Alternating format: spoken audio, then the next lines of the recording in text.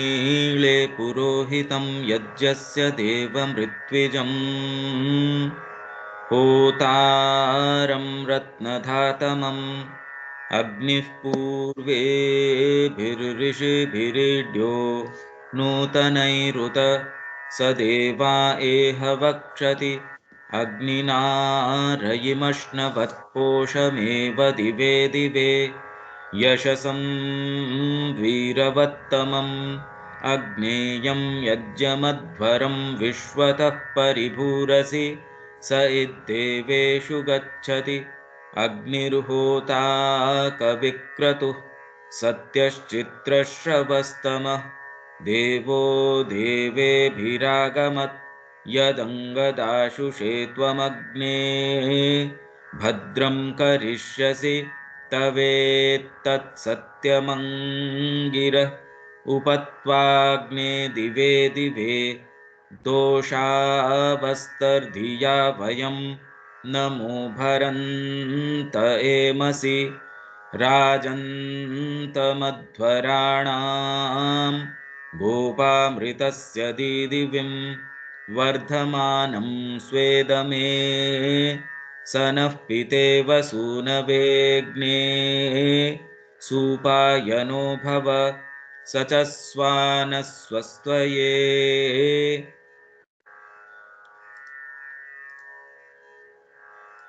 ये अपना पेज है 297। अपन ने जो इनकी व्यापक रूपरेखा है, जो एक इनकी प्रधान अवधारणाएं हैं वेद की, वो हमारी हो गई। अब ये है वेद का रहस्य, अब भी रहस्य ही बना हुआ है। रहस्यवादी सिद्धांत के बिल्कुल हृदय में प्रवेश करने के लिए यह आवश्यक है कि हम स्वयं प्राचीन मार्गों पर चल चुके हों एवं लुप्त अनुशासन, विस्मृत अनुभव को नवीन कर चुके हों, अर्थात उसे जी चुके हों।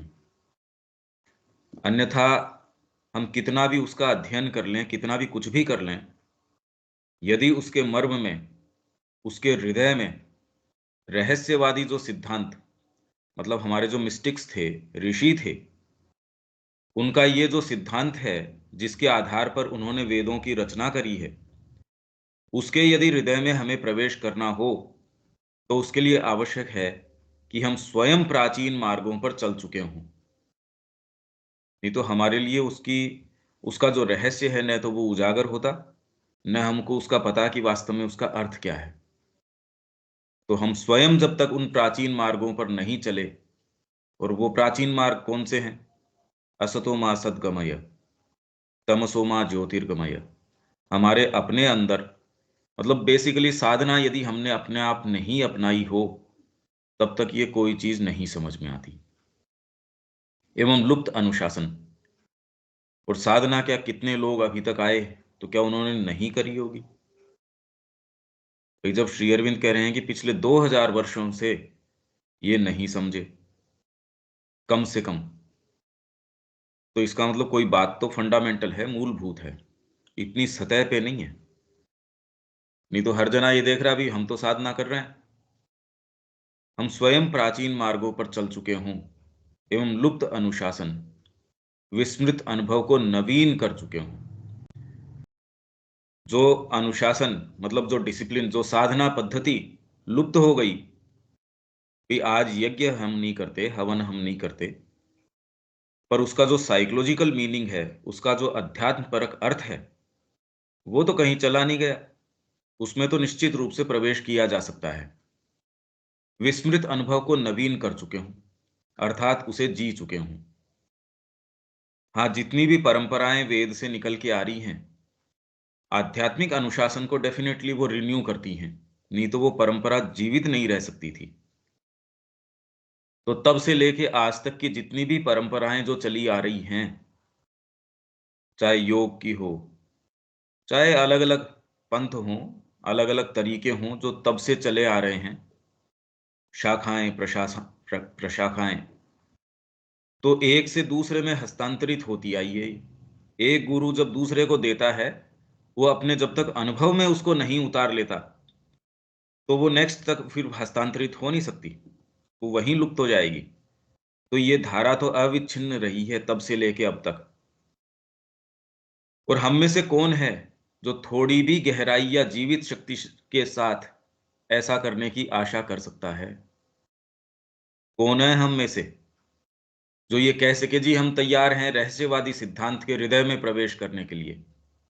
तो हम में से कौन है जो थोड़ी भी गहराई या जीवित शक्ति के साथ ऐसा करने की आशा कर सकता है? कौन है ऐसा?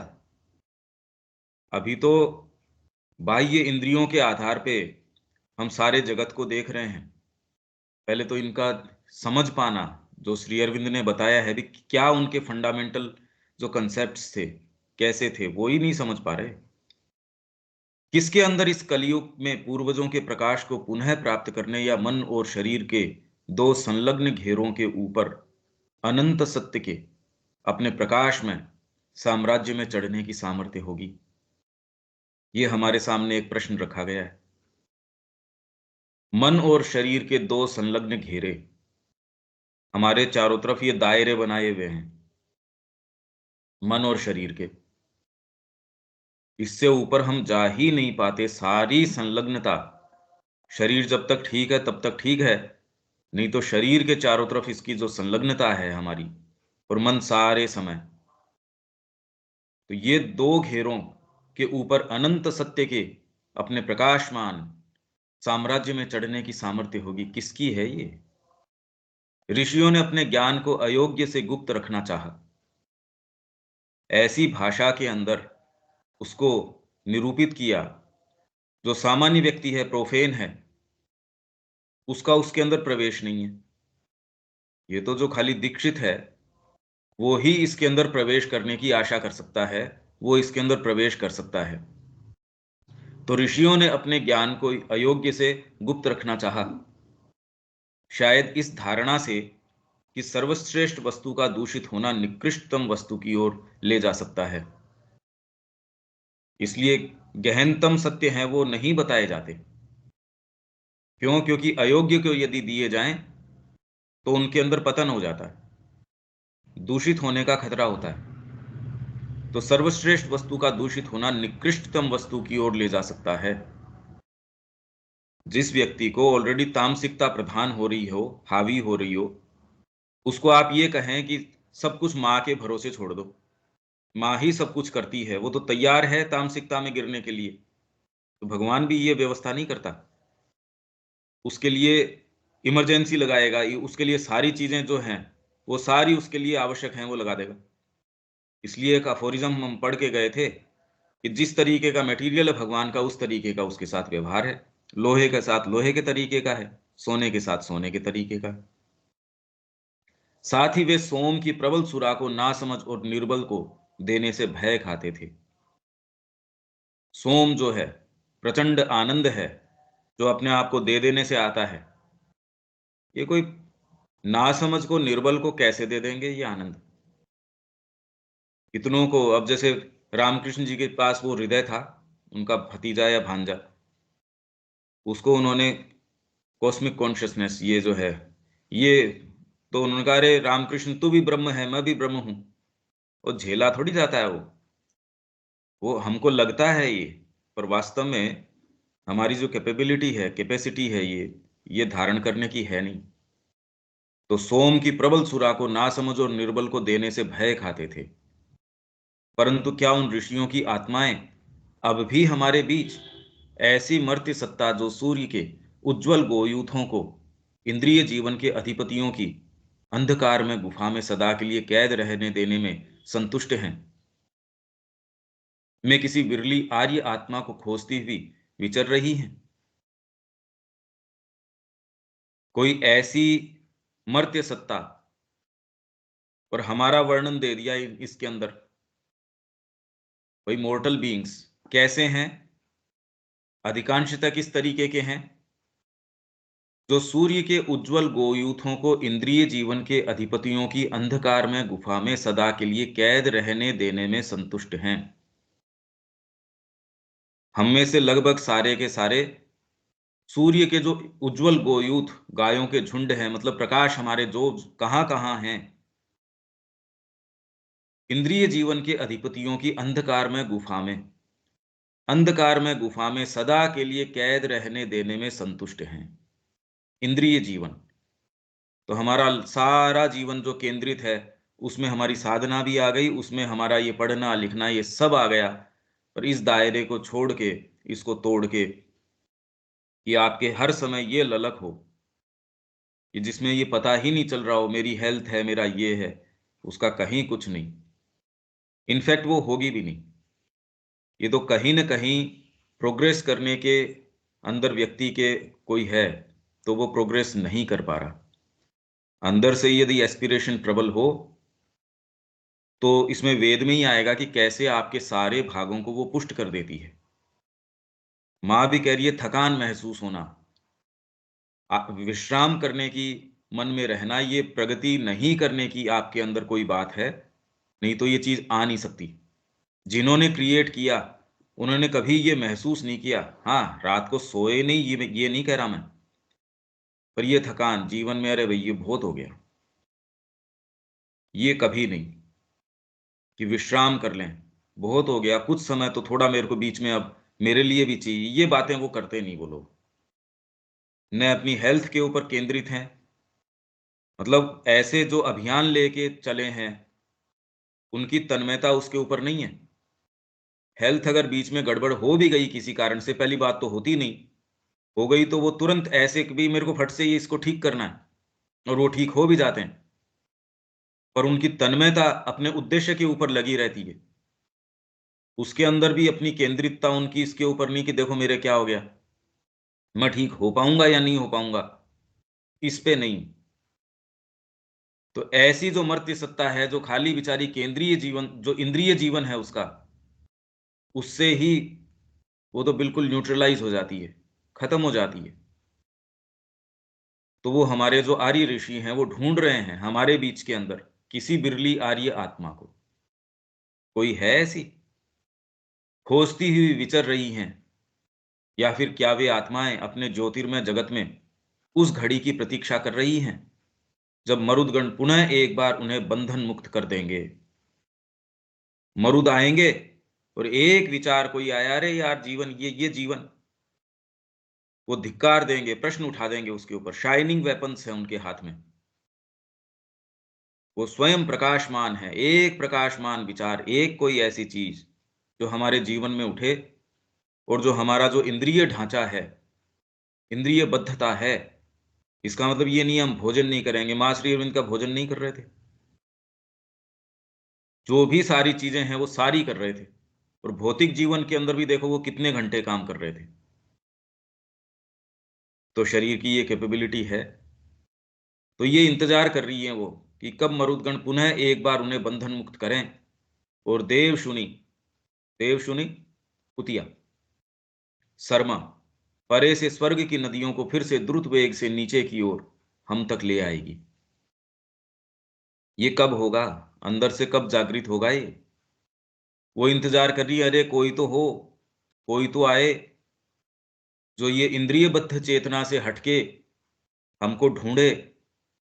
जो सत्य हमारे, जो फोरफादर्स हैं, पूर्वज हैं, जो हमारे लिए वहां बड़े सेफ तरीके से कि अयोग्य के हाथ न लगें, पर उन्होंने इतनी सेफली रखा, कोई दूसरा जाके उसको देखने की वो कर ही नहीं रहा।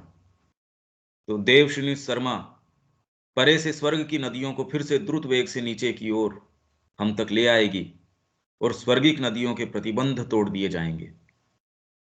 नदियां जो आपके पास इंस्पिरेशन लेके आएंगी, आपके पास चेतना लेके आएंगी, आपके पास प्रवाह लेके आएंगी। अभी तो मुश्किल से कोई समय कोई बूंद, अच्छे भले जो लोग हैं इस मार्ग के ऊपर, प्रवाह के रूप में नहीं, कभी कोई बूंद आ गई, और यदि उसकी उतनी धारण क्षमता है, उस एक बूंद को भी भुनाता रहता है। हाँ, उस समय मेरे को ये, मेरा ये कुंडलिनी जागरण हुआ था, मेरा उस समय ये कॉस्मिक कॉन्शियसनेस है ये हुई थी। ये एक एक बूंद को भी वो लेके बैठा रहता है, और अपने आप में, क्योंकि मर्त सत्ता के लिए तो यही बहुत बड़ी उपलब्धि है तो वो छोटी छोटी छोटी छोटी चीजों को निधियां बना बैठता है। और ये जो स्वर्गीय नदियां हैं वो इंतजार करती रहती है कि यार तुम तो 2 बूंद से ही तुमको तो हो गया, अपच हो गई तुम्हारे तो ये कब होगा ऐसा? ये स्वर्गिक नदियां हैं, उनके प्रतिबंध तोड़ दिए जाएंगे, गुफाएं छिन्न भिन्न कर दी जाएंगी, और अमर कर देने वाली सोमसुरा मनुष्य के शरीर में विद्युतीय वज्रों के द्वारा निचोड़ कर निकाली जाएगी। ये सारा वैदिक सिंबोलिज्म है। और इसके अंदर मैं ये चाहूंगा, क्योंकि अगर हम ये पढ़ लेते हैं 15वां और 16वां वॉल्यूम, इसमें एक जो है व्यापक रूपरेखा तो बताई जा रही है, पर इसमें आपको जो एक्चुअल उसका स्वाद है वो ये संक्षेप के अंदर इसका स्वाद आ नहीं रहा। एक्चुअल में ये कर क्या रहे हैं वो इसमें नहीं आ रहा। अगले वाले के अंदर भी इसका जो साइकोलॉजिकल एनालिसिस है वेद का, वो सिलेक्शंस नहीं है। तो वो मैं ये कोशिश करूंगा कि इसमें थोड़ा अलग जाके, अदरवाइज तो 15वां और 16वां हम पढ़ भी जाएंगे तो भी आपको लगेगा बस हाँ हमने तो समझ लिया वेद को। अरे समझ किसका लिया? अब क्या समझें इससे कि ये प्रतिबंध तोड़ दिए जाएंगे, गुफाएं छिन्न भिन्न कर दी जाएंगी, और अमर कर देने वाली सोमसुरा मनुष्य के शरीर में विद्युतीय वज्रों के द्वारा, जो आपके लाइटनिंग है उसके जो वज्र हैं उनके द्वारा निचोड़ कर निकाली जाएगी। निचोड़ कर, नहीं तो कंफर्टेबली मेरा चल रहा है, मेरे कंफर्ट के दायरे से मैं निकलना नहीं चाहता, मैं अपने कमरे से नहीं निकलना चाहता, मैंने जो केंद्र निर्धारित कर रखा है उससे नहीं निकलना चाहता। मेरा इस समय ये, मेरे को इस समय ये जूस मिलता है, मेरे को इस समय भोजन मिलता है, मेरे को इस समय ये मिलता है, मेरा ये सोने का समय, मेरा ये आराम का समय। जब ये चीज आती है वो निचोड़ के निकालती है आपको।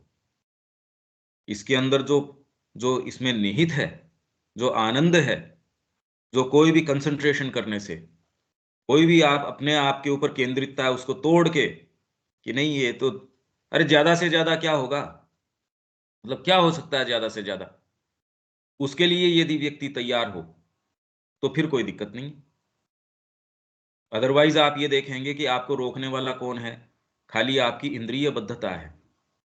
इंद्रियों के माध्यम से जो सोच रहे हैं, खाली वो ही आपको न्यूट्रलाइज कर रही है। औरों के लिए तो ठीक है, पर जो साधना का मार्ग अपना लिया है उसके लिए तो, बेचारे के लिए तो मृत्यु से ज्यादा तकलीफदायक है। मृत्यु हो जाएगी तो बिल्कुल कंफर्टेबल है ये तो, पर ये तो रोज मार रही है ये इंद्रिय बद्धता।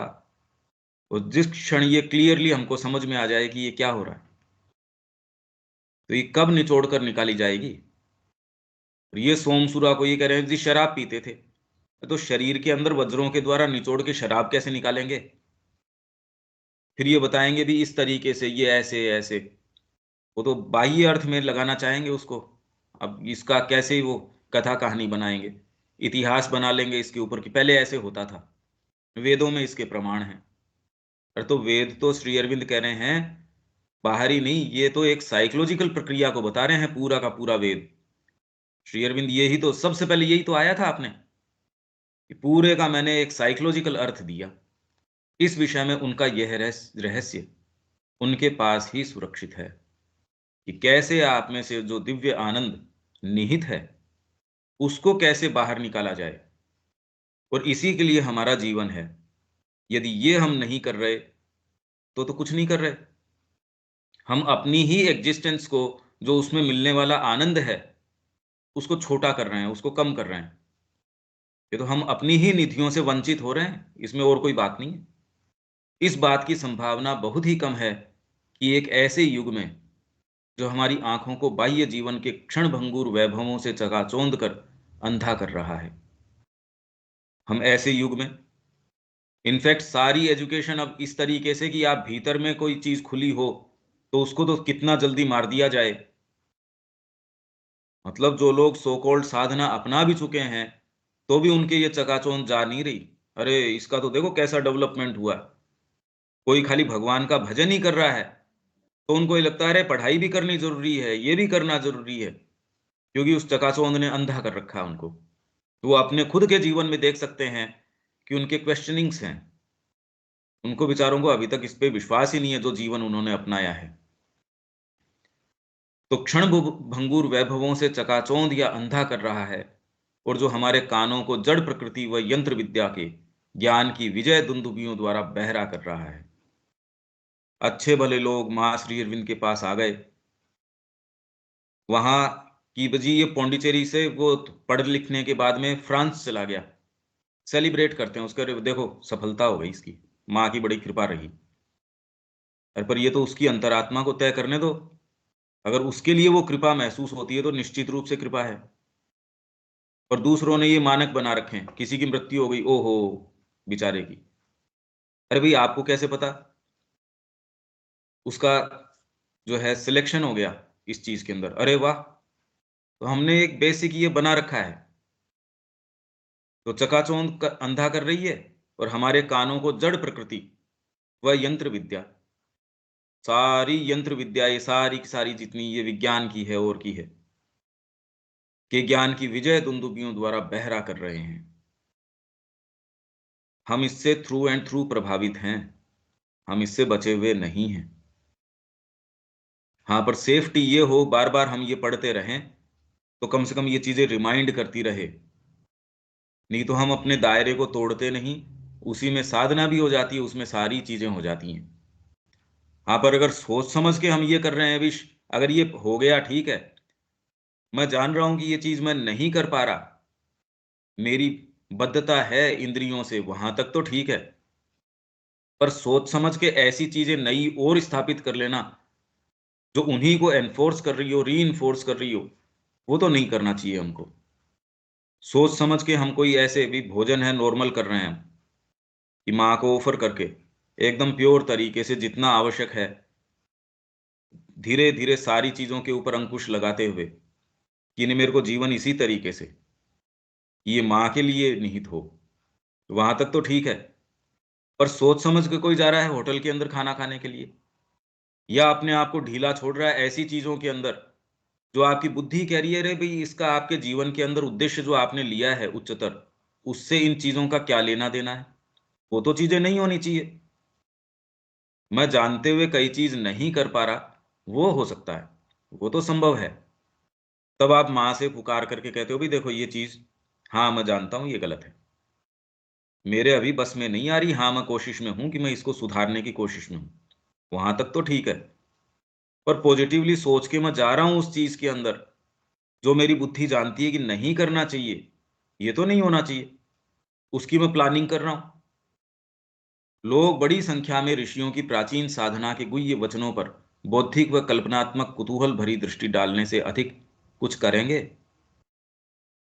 अभी कुल मिला के सारा प्रयास ये है कि प्राचीन साधना के गुह्य वचन, जो भी ऋषियों की गुह्य साधना, प्राचीन जो साधना है उसके वेद में जिस तरीके से उसका निरूपण किया गया है, इसीलिए मेरे को कुछ लगता है कि आपको जो इसका साइकोलॉजिकल एनालिसिस श्री अरविंद ने दिया है, वो अपनी पुस्तक है वैदिक जो युग, आप लोगों के पास कुछ के पास हो भी सकती है वो, उसका 11वां शायद उसका चैप्टर है, 10वां या 11वां, उसमें साइकोलॉजिकल इसका एनालिसिस किया गया है वेद का, श्री अरविंद के शब्दों को वहां इकट्ठा करके अलग अलग स्थान से, कि इसमें अलग अलग देवता का फंक्शन क्या है।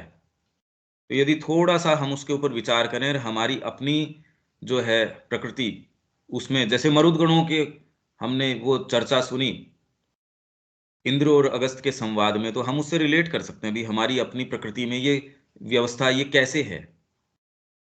क्योंकि अगर हम ये खाली ओवरव्यू पढ़ें तो आप बहुत ज्यादा इससे कुछ ग्रहण, क्योंकि ये तो एक एक्सप्लेनेटरी चीज है, ये कोई विशेष इसमें हम करें क्या, इस हम इसमें क्या कर सकते हैं वो वाली बात नहीं है। ये तो खाली आपको एक एक विहंगम परिप्रेक्ष्य दे रहा है। बौद्धिक व कल्पनात्मक कुतूहल भरी दृष्टि डालने से अधिक कुछ करेंगे क्या, या उनके जाज्वल्यमान रहस्यों के अंतस्तल में बैठने का प्रयत्न करेंगे? ये प्रश्न है हम सबके सामने। और यदि आप महसूस करते हो तो ये वास्तव में बहुत ही फंडामेंटल प्रश्न है। श्री अरविंद तो मूव्ड हैं इस चीज से, इतने गहरे रूप से इससे श्री अरविंद मूव्ड हैं, प्रेरित हैं, प्रभावित हैं, इतने ग्रंथों की इस आधार पे उन्होंने रचना करी है। और ये सारा करने कर देने के बावजूद भी, मतलब वेद रहस्य है, hymns to the mystic fire है, 2 वॉल्यूम उनके उपनिषदों के ऊपर आ गए, और कितनी चीजें ट्रांसलेशंस हैं, फिर बाद में निबंध वगैरह हैं, महाभारत पे, रामायण पे, भारतीय संस्कृति के ऊपर पूरा ग्रंथ है। ऐसा ग्रंथ जो आज रिसर्च का विषय है, उनकी एक एक लाइन आप चाहे कि पूरी लाइब्रेरी पढ़ लीजिए तो भी सेंस नहीं आएगा, यहाँ की इतिहास का भी नहीं आएगा। इन्होंने कैसे इस सारी चीज को एक सूत्र के अंदर पिरो दिया, कल्पना से परे है। वेद का रहस्य आवरण को हटा दिए जाने पर भी रहस्य ही बना हुआ है। आवरण किसने हटाया? श्री अरविंद ने हटाया। इसलिए ये जो है, ये अपने विषय में ये कह रहे हैं कि वेद का रहस्य आवरण को हटा दिए जाने पर भी रहस्य ही बना हुआ है, कि मैंने इतना सब ये खोल दिया और फिर भी पता नहीं इसके अंदर और क्या क्या चीजें हैं। और वो ऋषि इस चीज की जो है प्रतीक्षा कर रहे हैं। हम में से कोई ऐसा होगा जो खाली, और यही बात हम मास्टर अरविंद के लिए कह सकते हैं, और ऋषि कौन, वो भी इंतजार कर रहे हैं। वो हमसे ये अपेक्षा रख रहे हैं, ये आशा रख रहे हैं, अरे को तुम में से कोई तो एक वास्तव में मूलभूत रूप से आएगा मेरे पास, या नहीं कोई एक तो आए जो इस हमारी शिक्षा को मूर्तिमान करे। और ये हमारी अपनी धन्यता है यदि हम अपने आप उनको को दे पाए। नहीं तो ये बताइए हम कितने बरस जिए, उसका लाभ क्या है?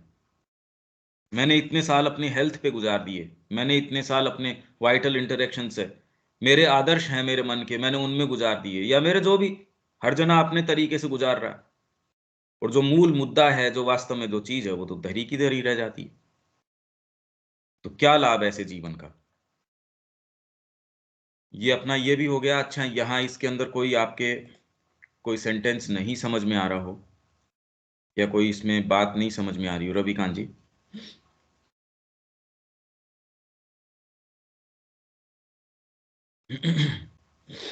अब समझ में आ रहा है। हाँ, ये करने का, पर ये एक बहुत जबरदस्त चीज है कि भी कुछ करो इसके अंदर।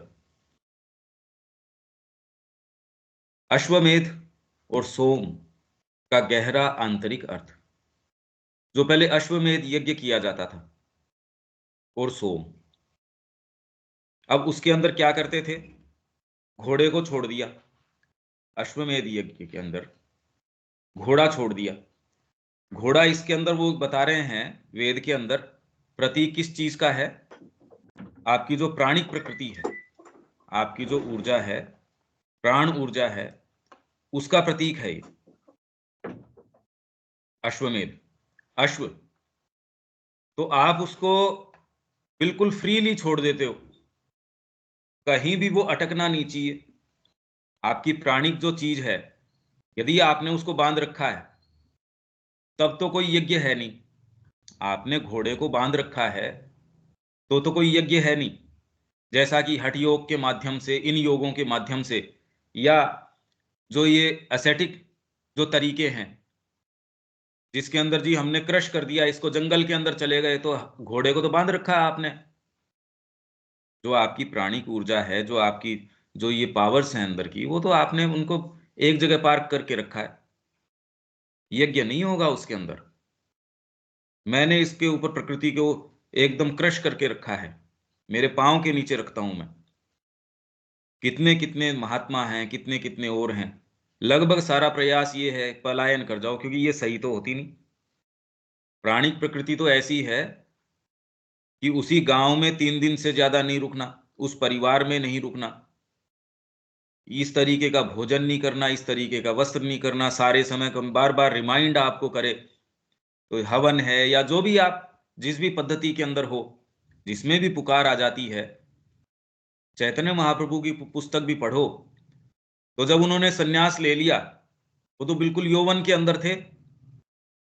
तो उनको गुरु, उनको फिर बाद में जिनसे सन्यास लिया था, वो उनको शिक्षा देते थे कि देखो तुमने, जो तुम्हारी अवस्था है अभी यौवन की अवस्था है, तो इसके अंदर तुम जो अध्ययन है, ये तुम्हारा ये मंत्र जाप है, ये थोड़ा ज्यादा किया करो, क्योंकि इसमें मन भटकने का ज्यादा चांस रहता है। आपकी शारीरिक अवस्था अभी यौवन की है, तो ये मन अटक जाना, आपका जो अश्व है, जो हम पढ़ के गए हैं, गो किस चीज का है? गोमती अश्ववती। ये एक उसको विशेषण दिया जाता है, हम पहले भी ये बात करके आए हैं। तो ये अश्व कहीं भी आप छोड़ दो, कहीं नहीं अटक सकता, वापस मां के ही चरणों में आएगा। आप उसको बाजार के अंदर छोड़ दीजिए, आप उसको किसी भी व्यापार के अंदर छोड़ दीजिए, किसी संबंध में नहीं अटकेगा, किसी और चीज में नहीं अटकेगा, तो आपका यज्ञ संपन्न हो सकता है। अब ये यदि इसके ऊपर ये कहानियां गढ़ लें कि इसने घोड़ा छोड़ा, तो न तो कोई राजा बांध सकता उसको, मतलब किसी में ये सामर्थ्य नहीं है। यदि आपकी जो प्राणिक ऊर्जा है उसको कोई बांध सके, उसको आकृष्ट कर सके, मेरा मन तो अटक गया जी इसके अंदर।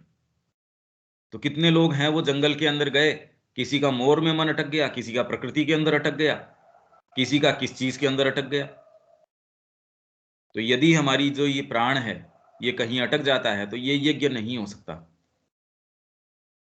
तो अश्वमेध का अर्थ है अपने समस्त भावावेगों, कामनाओं, भोगों सहित जीवन तथा प्राण शक्ति को दिव्य अस्तित्व के प्रति भेंट कर देना। आपके जितने भी इमोशंस हैं, जितनी भी कामनाएं हैं, भाई आपका अश्व किस चीज को रिप्रेजेंट करता है? जीवन शक्ति, प्राण शक्ति। उससे उठने वाली आपके अंदर क्या क्या चीजें नहीं होंगी?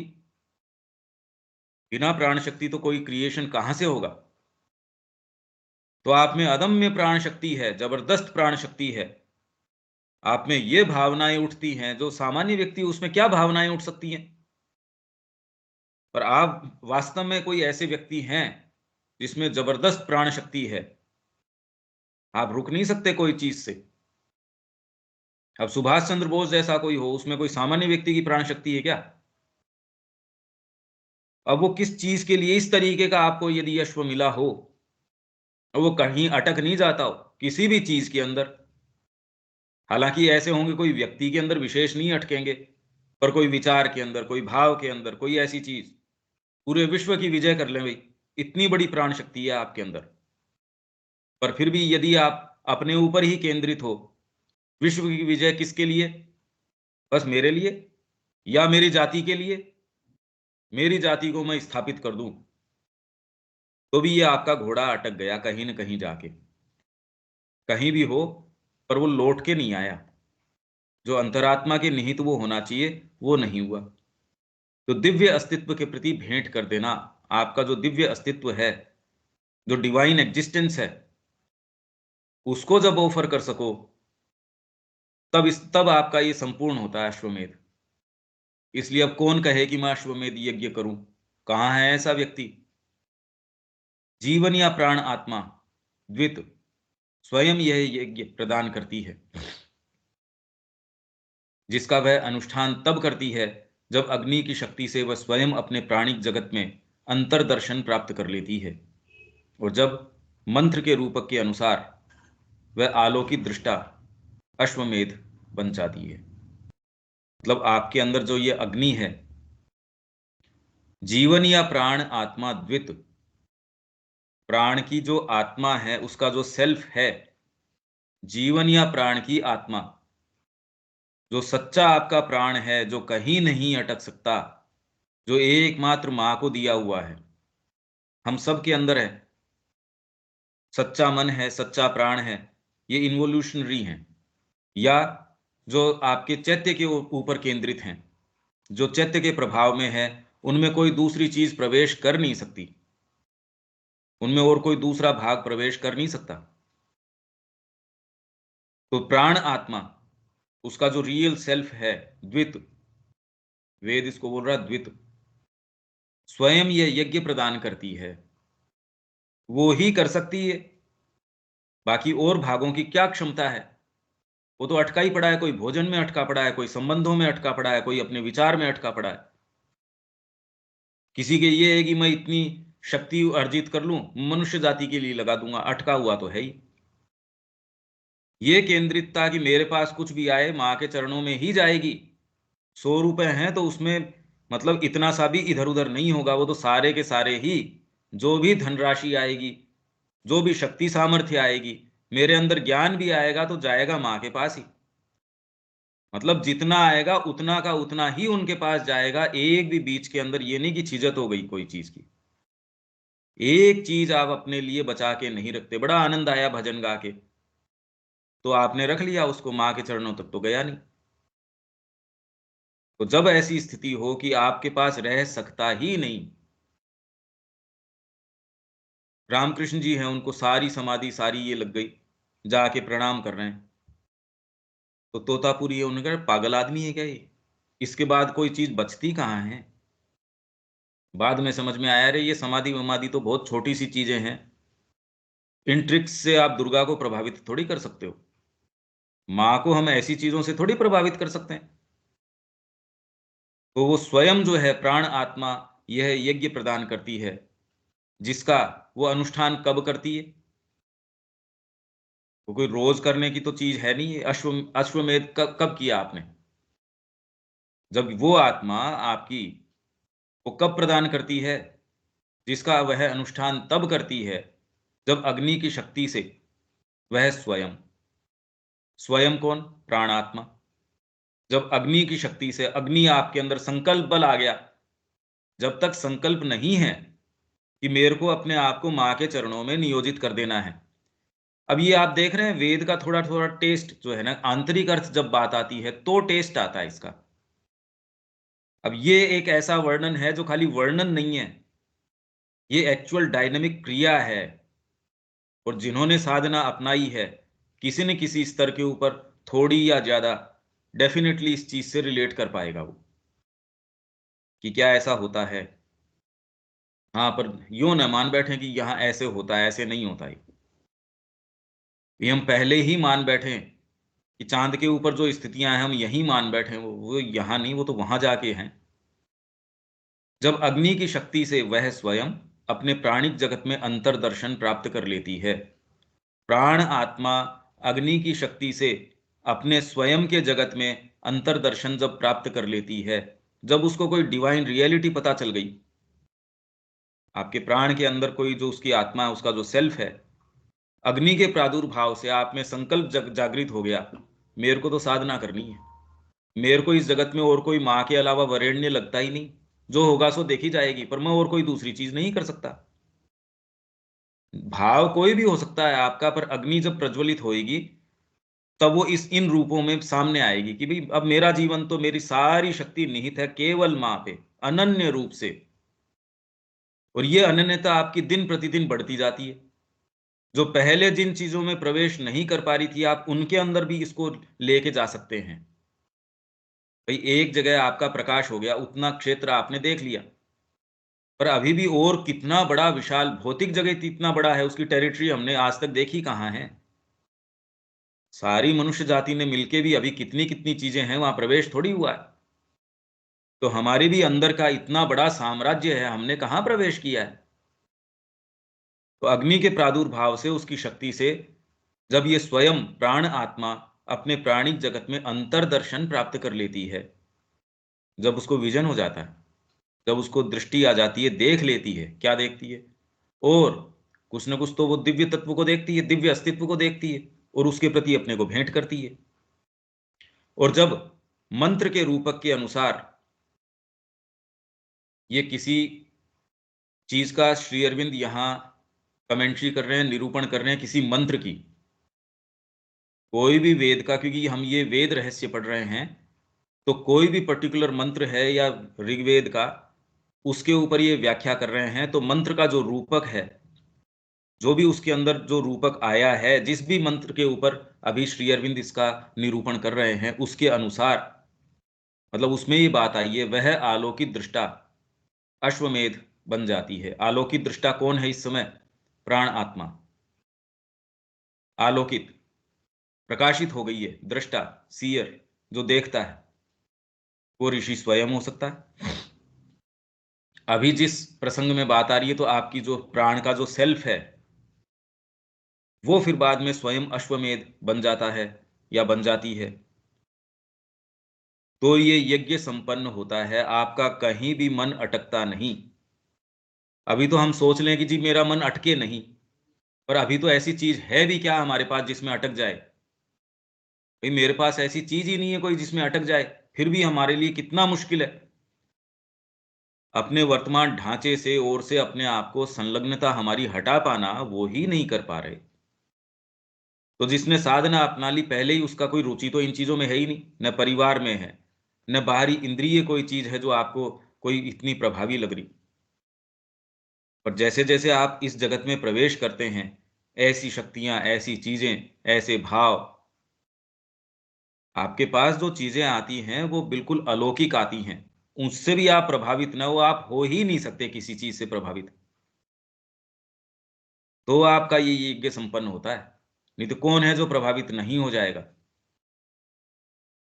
भाई थियो है, उसको चाहिए था वो मंत्र, माँ को उन्होंने डीप समाधि के अंदर भेजा और कहा अब मेरे को बताओ। माँ ने कहा ना, वहां भी उनकी अपनी जो एक चीज थी वो उनके साथ थी, माँ की एक जो विवेक शक्ति थी कि नहीं नहीं इसको नहीं बताना, ये तो विध्वंस कर देगा। और वो ही ले जाके श्री अरविंद को दे रहे। ये जो चीज है कि आपकी कितनी भी बड़ी शक्तियां हैं, कितनी भी ऊंची चीजें हैं, वो गलत हाथों में जा ही नहीं सकती। तो आपका सहज रूप से आप सोचिए अश्वमेध क्या अर्थ हुआ इसका, नहीं तो अटकाव कैसे नहीं हो सकता। हमारा तो खाली भौतिक इंद्रियों से ही जो है संलग्नता दूर नहीं हो रही, इनके पीछे की इंद्रियों के पीछे जो चीजें हैं वहां तक तो हम गए ही नहीं। कान जो है, अच्छा अगर संगीत हो, कौन आकृष्ट नहीं होगा। कोई थोड़ा सा गहरा आपको अनुभव हुआ, आपको अच्छा नहीं लगेगा। किसी के साथ कुंडलिनी जागृत हो रही है, किसी के कोई अनुभव हो रहा है, आपको अच्छा नहीं लगेगा। आपकी जो प्राण शक्ति के अटक नहीं जाएगी उसके अंदर। या कानों को बड़ा ही सुनने में कितना अच्छा लगता है, आंखों को अरे कितना सुंदर ये तो बगीचा है, अरे वहां गए गंदगी थी। आप क्या दोनों के अंदर अंतर नहीं कर पाएंगे। टच है आपको, सब मेरे को सॉफ्ट टच हो, मेरे को ये हो। तो अभी तो सारा विचार, सारा ढांचा इंद्रियों के माध्यम पे है। इनके पीछे और कितनी व्यापक बड़ी शक्तियां हैं। जो रस आपको कला से, साहित्य से, संगीत से, इनसे मिलता है, उसमें तो अभी हमारा प्रवेश नहीं है प्रॉपर तरीके से। फिर ये हमको हमारी पूरी इसमें सुरुचि ले पाए हम। ये नहीं आपका घोड़ा सब जगह जाएगा अश्वमेध के अंदर। ये थोड़ी आपने नहीं जी यहां जाएंगे यहां तो अटक जाएंगे, तब तो अश्वमेध नहीं हुआ आपका। आप हर चीज में प्रॉपर रुचि ले सकते हैं और मास्टरफुल तरीके से। ये नहीं कि साहब मैं चॉकलेट नहीं खा सकता, मैं ये वाली चीज नहीं कर सकता। हालांकि ये हमको प्रेरित करने के लिए नहीं है कि जिन चीजों पे हमने प्रतिबंध लगाए हुए हैं उनको ये सोच के चलो हम आज से अश्वमेध करने के लिए घोड़े को ढीला छोड़ देते हैं, ये नहीं कह रहे हम। पर इसका कितना जबरदस्त हो गया, इसलिए हर कोई कर नहीं सकता था। कौन करे ये अश्वमेध, किसके पास ताकत है ये करने की।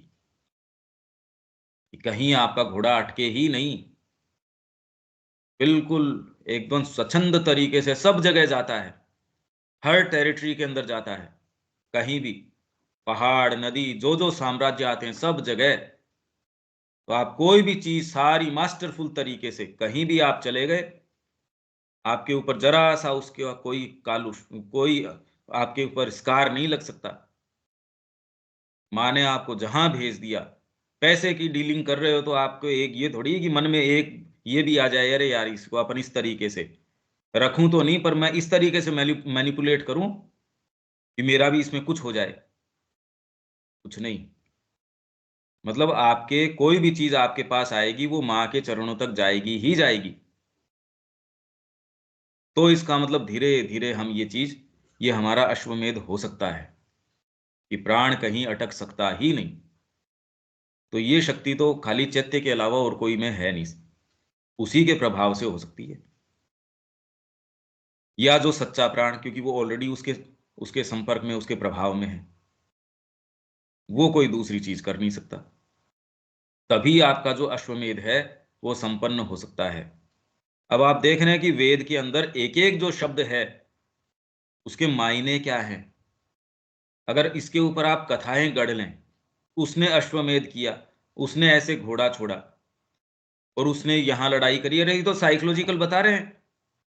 बाकी तो घोड़े की ऐसी क्या महत्ता है भाई कि जी घोड़ा छोड़ दिया, अब आप एक गाड़ी छोड़ दो, उसमें क्या बात है।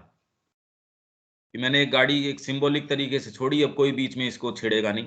ठीक है, उसको भी आप विजय का एक रूपक मानते हैं कि मैं सारी जगह यात्रा कर आया, किसी ने मेरे को टच नहीं किया। पर आया क्या वैसे वास्तव में, ऐसी क्या महत्ता है उसमें कि इन्होंने इतना बड़ा साम्राज्य किया? वो लोग भी करते ही हैं, तो इसमें कोई इतनी में तो वैदिक ऋषि को ये बात नहीं कर रहे। वो तो आपके अंदर की बात कर रहे हैं कि आपका कहीं जो है अटकाव है ही नहीं, और आप कोई एक जगह आप अपने आप को सिकोड़ के नहीं रख लेते, नहीं नहीं मेरा तो वहां अटक जाएगा, ये नहीं। तो भारत के अंदर कभी भी दरिद्रता जो है वो आदर्श नहीं रही। हाँ, पर्टिकुलर कुछ लोग जो भगवा धारण कर रहे हैं ये हैं, और हमेशा ही वो प्रणम में रहे क्योंकि उन्होंने हमेशा मार्ग दिखाया।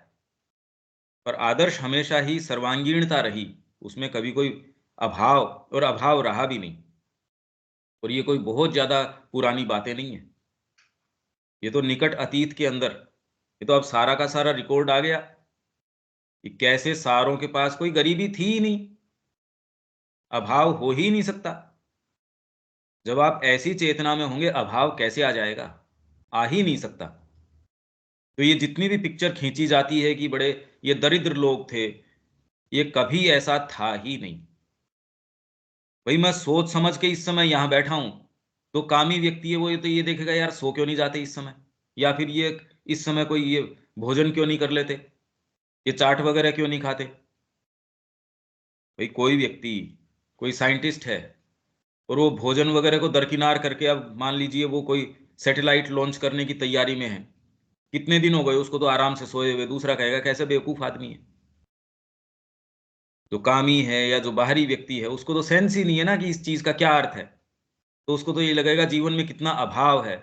ये बेचारा देखो भोजन भी इस तरीके से कर रहा है, अरे आपको क्या पता अभाव है या क्या है। तो समस्या ये हमारी अपनी चेतना की है, जो अपनी ही चीजों को इस चीज में रीड करना चाहती है। हम अपनी ही जो चीजें हमने आदर्श मान रखी है वो वेद में रीड करना चाहते हैं।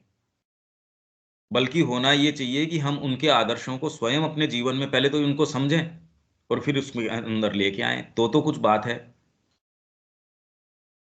अब हो गया सोम, जो सोम का रूपक आता है, और ये इसका अर्थ लगाते हैं शराब से।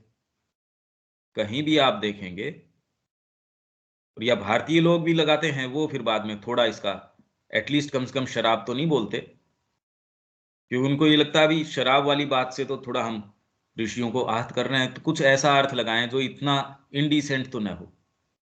सत्ता, अस्तित्व से निचोड़कर निकाले गए आनंद को सोम की मधु मदिरा के रूप में निरूपित किया गया है। सत्ता, अस्तित्व से निचोड़कर निकाले गए आनंद को। जब आप कोई संकल्प ले रहे हैं या कोई एफर्ट कर रहे हैं, जैसे माँ का एक कोटेशन है, एफर्ट गिव्स जॉय। आपकी सत्ता को यदि आप यूं ही छोड़ देते हैं और एफर्ट नहीं करते किसी भी स्तर का, यदि भौतिक स्तर का करते हो तो भी आपको आनंद आता है। देखिए आप भौतिक काम करके देख लो, फिजिकल काम करना एक भगवान की भौतिक के द्वारा सेवा है। हाँ, डिपेंड करता है, यूं तो काम सारे दिन लोग कर ही रहे हैं, मनोभाव क्या है उसके पीछे। पर फिर भी एक जो तामसिक व्यक्ति है उससे एक राजसिक व्यक्ति को, चाहे वो कोई भी काम कर रहा हो, बात ये नहीं है, पर उसको उससे बेटर आनंद आता है। इसलिए भले उसने कोई आध्यात्मिक उद्देश्य नहीं अपनाया हो, पर फिर भी कोई ये अभियान प्रिय व्यक्ति है, एवरेस्ट के ऊपर चढ़ना है या ये वाले काम करने हैं, उसको अपने जीवन के अंदर वो दूसरे को ये देखे यार तेरे को तो, तू तो पशु है, ये देख इसके अंदर ये आनंद भी है। तो माँ ये कह रही है कि जब आप एफर्ट करते हो या कोई चीज अपने आप को नियोजित करते हो, कोई चीज में लगाते हो, तो आपका जो बीइंग है सर्टेन वेवलेंथ के ऊपर वाइब्रेट करना शुरू कर देता है। एक आपके कोई जीव अभी पूरे दिन, आज के दिन में भी करने के लिए कोई अभियान नहीं है। एक आप ये कि नहीं मेरे को तो पूरा कंसंट्रेट करना है, भले अगर मैं रोगी हूं, मैं बिस्तर से नहीं उठ सकता, तो जी मैं कैसे कंसंट्रेट करूं? अरे माँ का तो ध्यान कर ही सकते हो, और कितना अनन्यता से कर सकता हूं मैं, और देख लो उससे कितना फर्क पड़ेगा। वो ही एक आप वहां बिस्तर पे ही हो कि मेरे पास लोग आ जाए, मैं उनसे बातचीत करते रहूं, तो आप अपनी चेतना को नीचे गिरा रहे हो। तो इसके अंदर बाहरी स्थिति वो की वही है, बिस्तर पे आप हो, और दोनों के अंदर चेतना की स्थिति बिल्कुल चेंज हो सकती है। एक में आप नीचे गिर सकते हो, और एक के अंदर जो ये आनंद की बात कर रहे हैं, तो सत्ता अस्तित्व से निचोड़ कर निकाले गए आनंद को, और ये परिष्कृत होता जाता है। ये आनंद बाद में आपका और ज्यादा रिफाइंड होता जाता है। स्थूल व्यक्ति को देखो किन किन चीजों में रस आएगा, थोड़ा सा आपके अंदर ये कल्टीवेशन, कल्चर इसी को बोलते हैं कि इसको बड़ा संस्कारी व्यक्ति है, खुद भोजन कर रहा है और दूसरा कोई पास में रो रहा है या भोजन के अभाव में जिसको दिक्कत है, आप कभी ये काम नहीं कर सकोगे। तो आप ये कहेंगे ये थोड़ा सा सुसंस्कृत व्यक्ति है, या ये नहीं कि हर कुछ बोल रहा है, बोली के ऊपर जिसका संयम है, हाँ ये बड़ा संस्कृत व्यक्ति है। और धीरे धीरे फिर बाद में आपके जो जो उद्देश्य हैं, आप एफर्ट किस चीज के लिए करते हो। घोर तामसिक व्यक्ति की मेरे को कुछ मिल जाए, राजसिक व्यक्ति अपने तरीके से, सात्विक व्यक्ति ये देखता है भाई उचित क्या है, तो उसको जो आनंद मिलने वाला है वो तामसिक और राजसिक से बेटर है। पर उससे भी ऊंचा व्यक्ति कौन है भी, मेरे को फर्क नहीं पड़ता, मां जिस तरीके से करवाती है, अब उसकी और उसकी तो कोई तुलना ही नहीं है। ये भाव यदि आपके आ जाता है, तो आप ये देखिए कि चैतन्य महाप्रभु के जो जगाई मधाई पार्षद थे, नहीं उन्होंने कोई ऐसा कोई काम छोड़ा नहीं हो, जो निकृष्ट से निकृष्ट काम के अंदर सारे दिन संलग्न थे, सोच सोच के करते थे वो सारे काम, और फिर भी घाट है उनका उनके नाम से। निकाले गए आनंद को निचोड़ के सत्ता में से, ये सारों के पास हमारे पास निहित है। आप इसी पे ये चर्चा करी, इस पे आपने जैसे ही कंसंट्रेट किया, एक आप ढीला छोड़ के देखो अपने आप को। वो ही यदि आप इसको लेके अगर पॉइंट्स बनाते हो, आप कल्पना नहीं कर सकते कि आपको इसमें से क्या मिलने वाला है। पर भौतिक सत्ता है या आपके जो दूसरी चीजें हैं वो करने ही नहीं देती ये चीज, इसलिए व्यक्ति को बहुत ही लिमिटेड आनंद आता है। हमको मूलभूत इन चीजों में आनंद आ ही नहीं रहा, इसलिए खाली भौतिक चीजों के अंदर परिवार में सुख ले रहे हैं, भोजन में सुख ले रहे हैं। मेरा थोड़ा सा मान बढ़ाई इसके अंदर, भाई मैं तो इतना बस दाल रोटी में ही मैं प्रसन्न रहता हूँ, मेरे पास जो है वो दूसरों को दे देता हूँ। जो बिल्कुल घोर एक क्षुद्र चेतना का व्यक्ति है, वो इन चीजों में लगा रहता है। थोड़ा सा जो है वो ये कह रहा है यार इसमें थोड़ी अपनी जाति का भी सोचो, हम थोड़ा सा ये पर्यावरण की भी बात करते हैं, हम थोड़ा सा ये उनका थोड़ा सा और इसके अंदर। पर सच्चा आनंद आप निचोड़ के कब निकाल सकते हो, आप सारे को छिन्न भिन्न करके माँ के हाथों में दे देते हो। तो इसका मतलब आपने अंदर से सारी चीज को निचोड़ के आनंद को सोम की मधु मदिरा के रूप में निरूपित किया है वेद के अंदर। अब बताओ इसका कहां शराब से, हाँ उन्मत्तता है, आपको कोई दूसरा बता नहीं सकता। आपके इतना इसका इंटॉक्सिकेशन है। जैसे कृष्ण प्रेम कह रहे थे, अरे मैंने, कोई एक वेदांती आया, उन्होंने कहा यार आप इस तरीके से क्यों करते हो, कि बात तो आपकी ठीक है, मैं भी चाहता था बड़ा डिसेंट होना, तरीके से बैठूं, तरीके से संवाद करूं, पर कृष्ण ने मेरे को छू दिया। और जहां कृष्ण छू देते हैं वहां मदमत्त कर देते हैं। मैं भी चाहता हूं आपके जैसे तसल्ली से बैठना, पर उन्होंने मेरे को छू दिया तो मदमत्त कर दिया। तो यदि आपको वर्णन ये करें जी जैसे कोई शराब के अंदर बावला आदमी है या पागल हो गया, तो और कैसे वो उसका निरूपण करेंगे। तो सोम जो है, और वो ये उनको समझ में ये आती है बेचारों को। तो समस्या वेद की नहीं है, समस्या तो हमारे ट्रांसलेशन की है। यह दूध दही और धान्य से मिश्रित है। अब दूध क्या है ये मैंने पहले भी बताया था, दूध है ज्योतिर्मय गऊओं का दूध। जब आपके अंदर एनलाइटनमेंट आ जाता है, क्लैरिटी थोड़ी बहुत ये आई, तो उसका जो मीठापन है दूध, उसका जो जो उसका प्रोडक्ट है, गो लाइट, लाइट तो आ गई। देवशुनी जो शर्मा है, कुतिया है, वो ढूंढ के तो लिया ही, अरे यहाँ छिपा हुआ है, यहाँ है ये। अब उसके साथ जो मिठास है, श्री अरविंद का पढ़ तो लिया, पर अब जब जीवन में आप निकालते हो उसको, तो उसका प्रोडक्ट है ये। नहीं खाली मैं समझ लूं जीवन में कुछ करूं नहीं, हाँ हाँ मैं समझ गया, अरे तो काम तो तू एक नहीं करता इसके लिए, करता क्या है तू इससे, करता तो कुछ नहीं। तो गौओं का दूध है दही, बौद्धिक मन में गौओं की उपज दूध का स्थिरीकरण है। स्थिर हो गया वो आपके, आप कहीं भी चले जाओ। आज आप कहीं भी, कोई व्यक्ति है उसको लेके हॉस्पिटल गए तो आप ये थोड़ी चेतना में नीचे आ गए, वो क्लैरिटी आपके अंदर है। आप कहीं भी परिवार में गए हो तो भी आपके क्लैरिटी नहीं, जीवन का उद्देश्य ये है। आप कहीं भी बाजार में भी जा रहे हो तो कोई प्रभावित नहीं हो रहे हो उससे, कुछ भी आप काम कर रहे हो, ये स्थिरीकरण हो गया आपका कि नींद में भी आप एक सर्टेन चेतना, उससे नीचे नहीं जा सकते, इतना एनलाइटनमेंट है आपके। आप जब ऊंची चीज में अवस्था में हो तब तो हो ही हो, पर उसकी सामान्य अवस्था भी, व्यक्ति की जो सामान्य व्यक्ति है उससे तो बहुत ऊंची अवस्था है। जैसे श्री अरविंद है, उन्होंने कहा मैं ओवर माइंड, मैंने मिनिमम इसका निर्धारित कर दिया, इसकी जो पंक्तियां हैं सावित्री की, और जब तक मेरे को अंदर से महसूस नहीं होता मैं बार बार बार बार इसको लिखता रहता हूं। पर उनकी जो एक सामान्य स्थिति भी जो थी, वो भी एक सामान्य व्यक्ति से पहुंच से तो बहुत ऊंची थी। तो स्थिरीकरण, एक जगह जो दही का ये अर्थ है, स्थिरीकरण हो गया। धान्य है भौतिक मन की शक्ति में प्रकाश की रूप रचना, धान्य ग्रेन, इसका ये अर्थ है।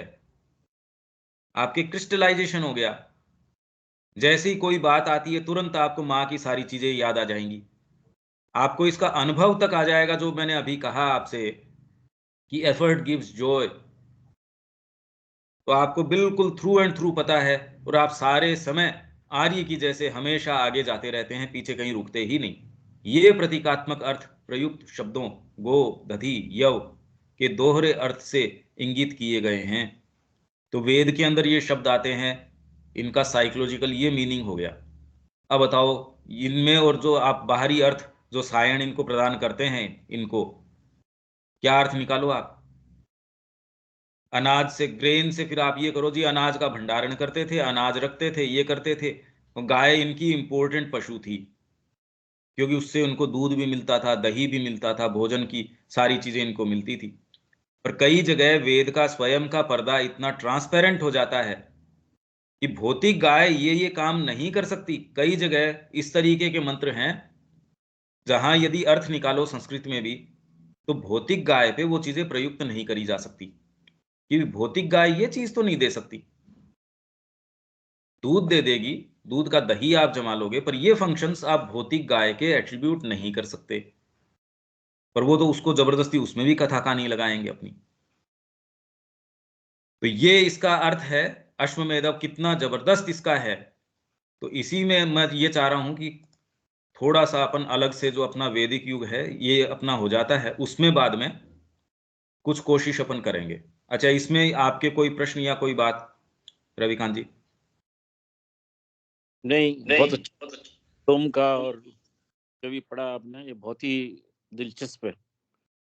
बहुत हाँ, ही पर गुण जो वेद का जो असली निचोड़ है वही है।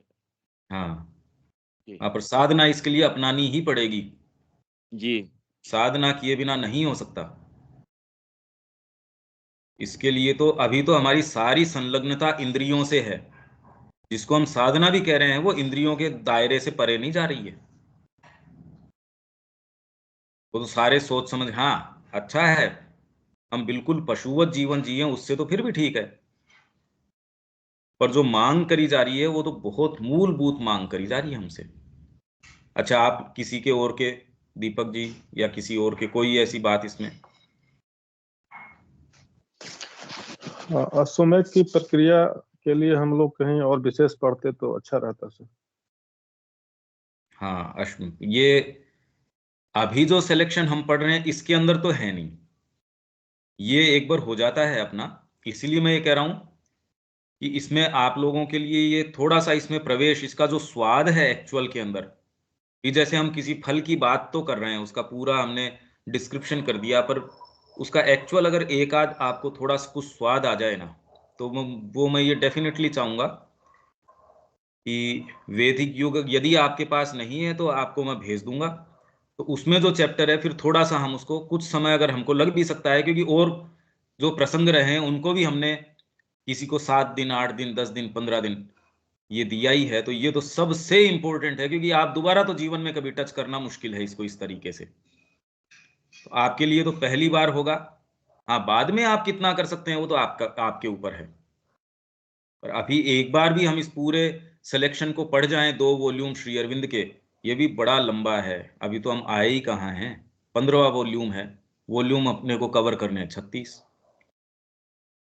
अभी तो यात्रा है, पर आनंददायी यात्रा है, बहुत आनंद की यात्रा है। ऐसे क्षेत्र खुलते हैं, रोज ऐसी चीजें खुलती हैं।